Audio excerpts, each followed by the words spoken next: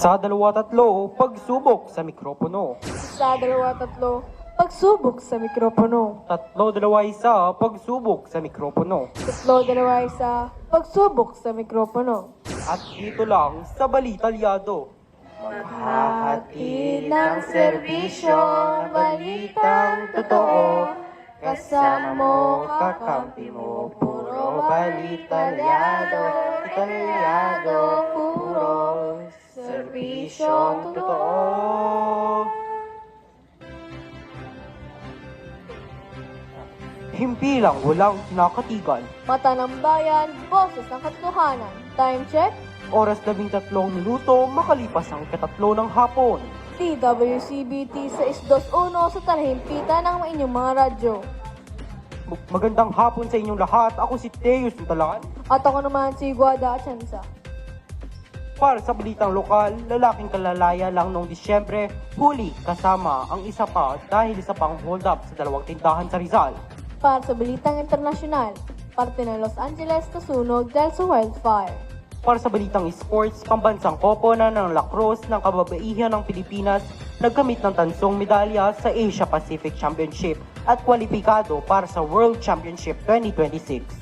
Para sa balitang showbiz, ibinahagi ni Marian Rivera ang mga snippet mula sa Dubai Family Getaway. At lahat ng yan sa pagbabalik ng DWCBT.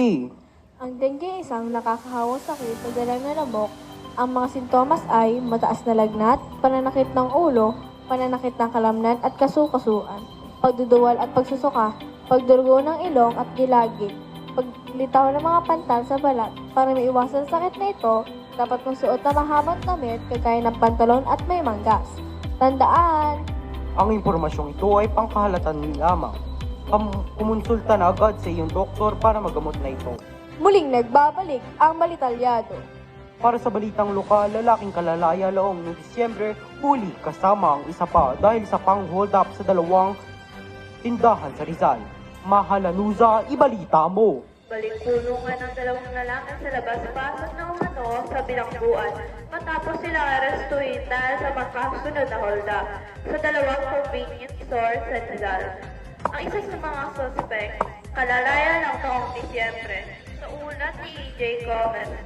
Sa GMA News, unang balita nitong Lunes.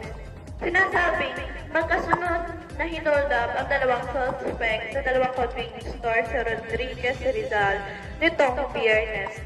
Ako si Mahal Brin, nanusa sa DWCBT. Para sa balitang internasyonal, parte ng Los Angeles nasunog dahil sa wildfire. DJ Africa, ibalita mo!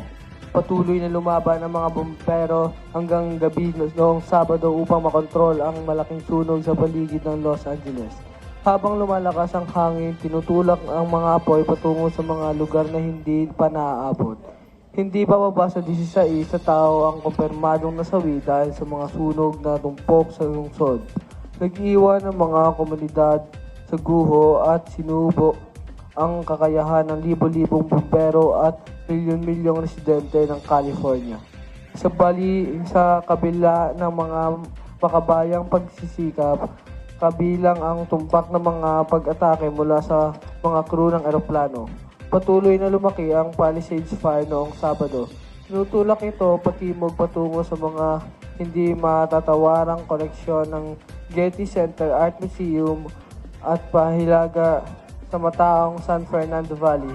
Ako si PJ Africa sa BWCBT. Para sa balitang sports, pambansang koponan ng lacrosse ng kababaihan ng Pilipinas nagkamit ng tansong medalya sa Asia Pacific Championship at kwalipikado para sa World Championship 2026. Ezekia Devina, ibalita mo!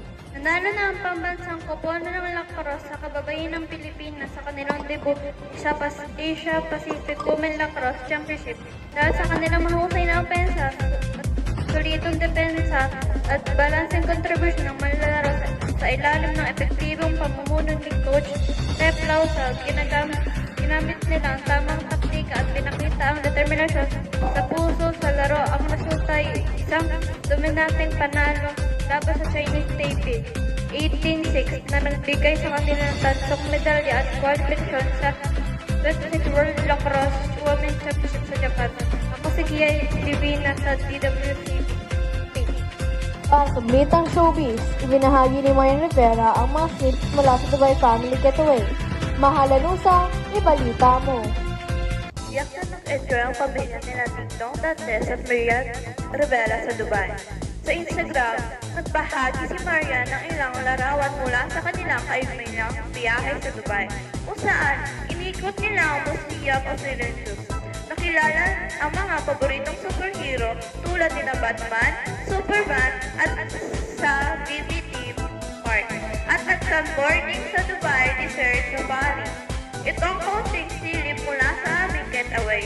Isinulat ng kapusong primetime queen na una nang magbahagi si Marian ng mga larawan mula sa kanilang biyahe upang ipakita ang malaking pagbabago na naidulot sa 10 taon na kanilang pagsasama.